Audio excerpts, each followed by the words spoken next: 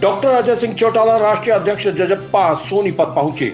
जननायक जनता party जजप्पा के राष्ट्रीय अध्यक्ष डॉक्टर अजय सिंह चौटाला वीरवार को सोनीपत पहुंचे और पार्टी कार्यकर्ताओं की एक बैठक को संबोधित करते हुए इनेलो पर जमकर भड़ास निकाली। उन्होंने कहा कि पहले 20 विधायक छोड़कर गए थे, अब वो 0 हो चुके हैं। काले झंडे लेकर विरोध करने वाले विपक्ष के लोग हैं जो अपनी राजनीति चमकाना चाहते हैं ताकि अगले दिन उनका फोटो अखबार में छप सके। सोनीपत पहुंचे जजप्पा के वरिष्ठ नेता डॉक्टर चौटाला ने कहा कि राज्य की भाजपा जजप्पा की गठबंधन सरकार गरीब किसान कमेरे वर्ग के हित में निरंतर कार्य करते हुए प्रदेश को प्रगति के पथ की ओर अग्रसर कर रही है। जजप्पा ने प्रदेश के तमाम वर्गों से जो चुनावी वायदे किए थे उन्हें प्रदेश सरकार तेजी से अमली जामा पहना रही है।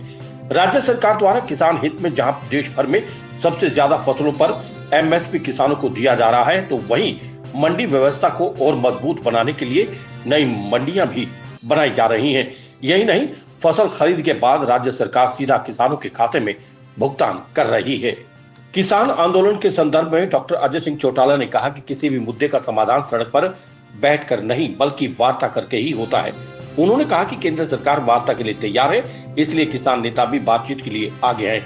उन्होंने कहा कि अगर किसान नेता केंद्र सरकार से चर्चा करना चाहते हैं तो हम केंद्र से बातचीत करके मध्यस्थता करवाने के लिए तैयार हैं। उन्होंने ये भी कहा कि किसान आंदोलन की आड़ में विपक्षी नेता किसानों को गुमराह करके अपनी राजनीतिक रोटियां सेकने की कोशिश कर रहे हैं, इसलिए ऐसे लोगों से सतर्क और सावधान रहने की जरूरत है। साथ ही उन्होंने कहा कि तीनों कृषि कानून केंद्र सरकार ने बनाए हैं, इसलिए किसानों को भाजपा सांसदों के इस्तीफे मांगने चाहिए। डॉक्टर अजय सिंह चौटाला ने पूर्व मुख्यमंत्री भूपेंद्र सिंह हुड्डा पर भी जमकर निशाना साधा। उन्होंने कहा कि कृषि कानून जब बनाने की बात आई तो उन्होंने सिग्नेचर किए थे, अब वो स्वयं बताएं कि इन 3 कृषि कानूनों में काला क्या है। कानूनों में संशोधन हो रहा है, बातचीत से ही मसला सुलझाया जा सकता है।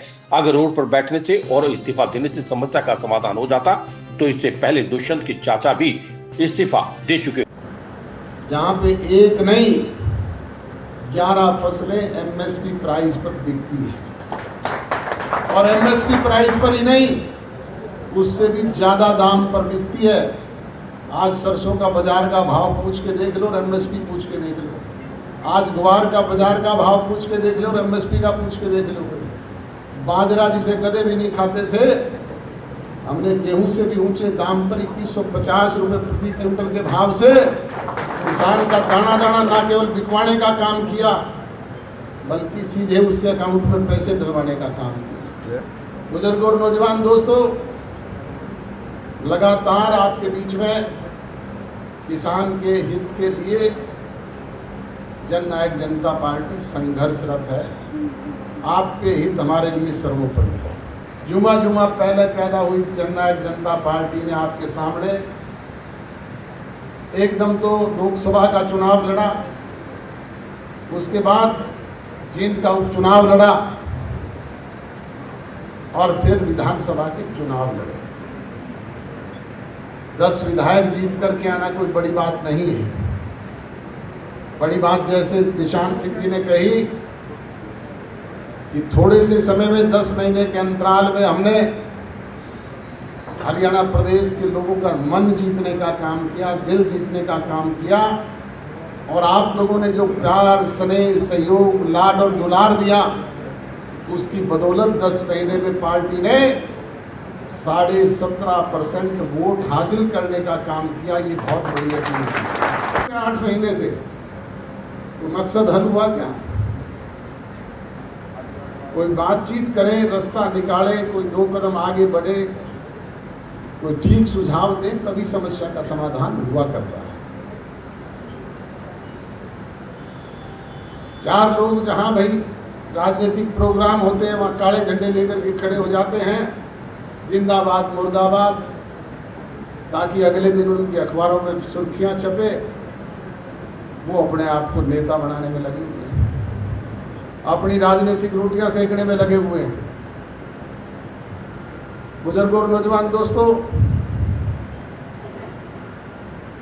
एक बात और निरंतर प्रचार करते हैं और लोगों के बीच में कहते हैं दुष्यंत चौटाला इस्तीफा दे दे। अरे भाई, दुष्यंत चौटाला इस्तीफा किस बात का दे दे, मुझे ये तो समझा दो। कहीं कृषि कानून बनाने में उसने सिग्नेचर किए हैं क्या? उसने लागू करवाने का काम किया है क्या? कृषि कानून अगर बनाए हैं तो केंद्र की सरकार ने बनाए हैं। उसमें कहीं कोई योगदान है तो हरियाणा प्रदेश के 10 चुने हुए सांसदों का है। 5 राज्यसभा के मनोनीत जो चुने हुए सांसद हैं उनका है। इस्तीफे मांगो तो उनसे मांगो, आपके रोहतक वाले शर्मा जी से मांगो, हिसार के विजेंद्र से मांगो, कृष्णपाल गुर्जर से मांगो, राव इंद्रजीत से मांगो जो सरकार में मंत्री हैं। उनके इस्तीफे की बात नहीं करते, दुष्यंत इस्तीफा दे दे।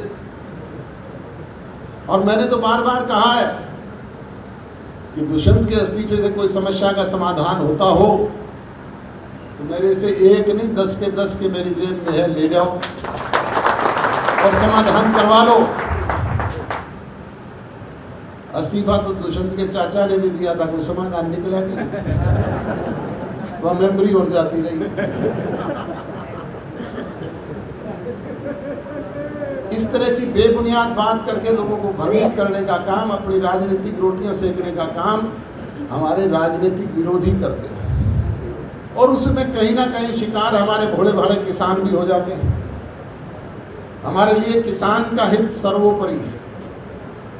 सदैव हमने इस बात को कहा है और जिस दिन इस किसान एजिटेशन की शुरुआत हुई उसी दिन दुष्यंत ने बाकायदा बयान जारी करके कहा था, किसान के हित पे जहां कहीं भी कोई कुठाराघात होगा हम इस सरकार को तिलांजलि देने वाले सबसे पहले हैं। कोई आपका मध्यस्थ नहीं हो तो हम मध्यस्थता करने के लिए तैयार हैं। बातचीत करो, बातचीत के जरिए रास्ता निकलेगा, कोई ना कोई हल निकलेगा।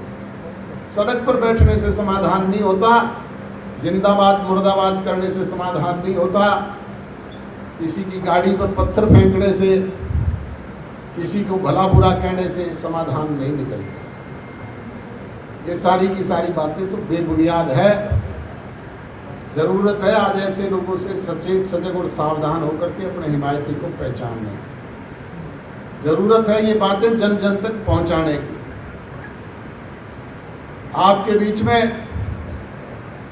विपरीत परिस्थितियों में जब पार्टी का गठन हुआ तब हमने जींद की पहली मीटिंग में जब पार्टी बाइफिकेट हो रही थी, पुरानी पार्टी के लोगों को कहा था कि भाई ये झंडा भी तुम्हारा, डंडा भी तुम्हारा, पार्टी का फंड भी तुम्हारा और ये 20 विधायक भी तुम्हारे, पर बराए मेहरबानी करके आप इसे संभाल करके रख लेना, हम तो अपना नया घर बसा लेंगे।